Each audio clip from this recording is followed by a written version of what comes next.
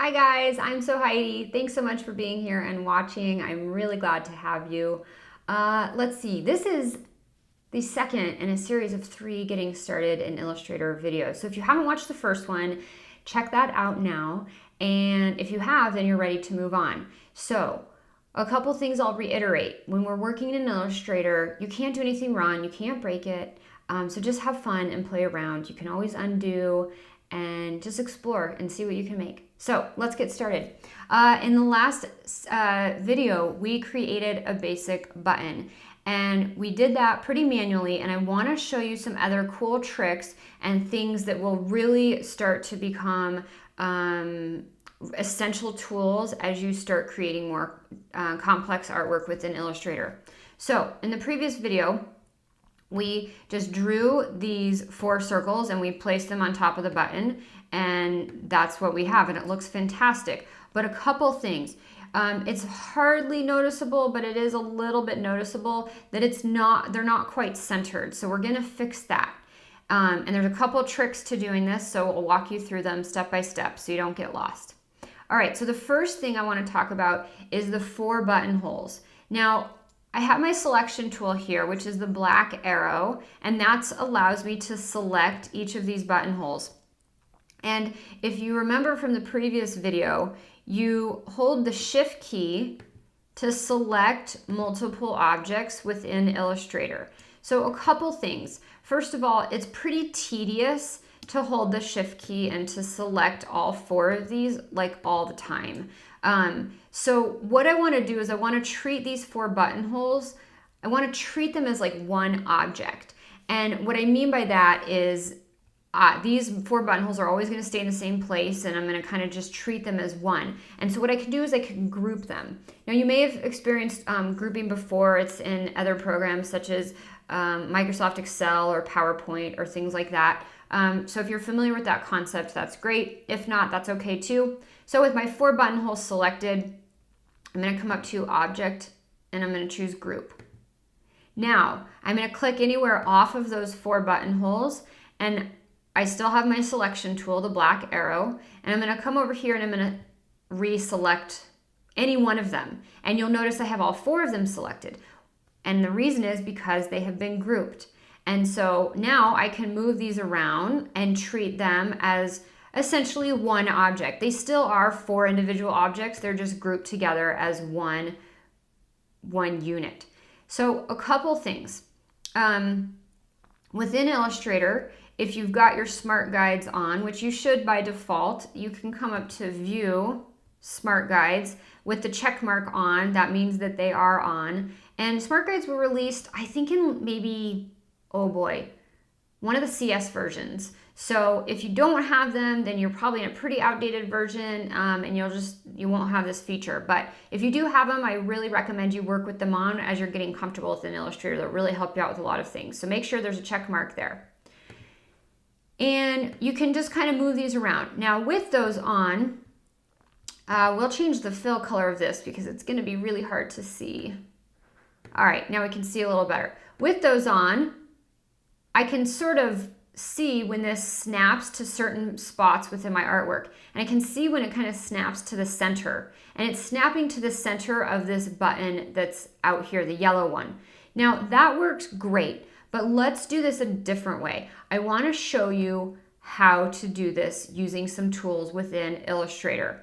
So I'm going to move them really offset so that it's really obvious exactly what's happening. And I'm going to come up to Window, and I'm going to choose Align. I want to open up my Align panel. Now this is a really powerful but very underused panel within Illustrator. I see a lot of designers kind of manually lining things up all the time, and this will really save you a tremendous amount of time and work. So with the Align panel open, I'm going to have my 4 buttonholes selected. I'm going to hold the Shift key, and I'm also going to select the button. Now, on the top row here, I have the option to align objects. And you can kind of think about these align icons here kind of like the paragraph align options within anywhere you're typing, whether it be an email or Microsoft Word. So this will align everything to the left, this will align everything to the center, and this will align everything to the right. So I've got options for horizontal, and I also have align options for vertical. So in this example, I want to align everything center. So I'm going to choose horizontal align center and vertical align center, and everything snapped perfectly to the center.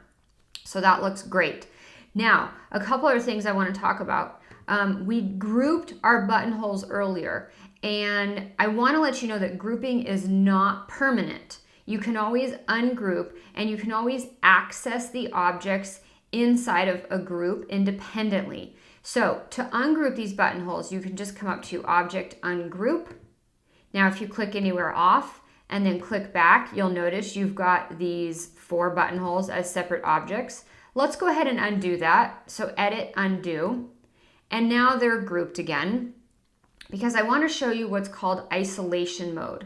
And isolation mode allows you to sort of access artwork inside of a group temporarily and then jump back outside of the group. So I kind of look at it as like I'm breaking the group apart, and I can move stuff around and I can edit it independently, and then I can jump back out and everything is kind of regrouped. So it saves you the step from having to ungroup and then group again. So in order to do that, we are going to simply double click anywhere on one of the objects, not sort of inside where this blank yellow space is, but directly on one of the objects that is inside of the group. So I will double click, and you'll notice a couple things happen.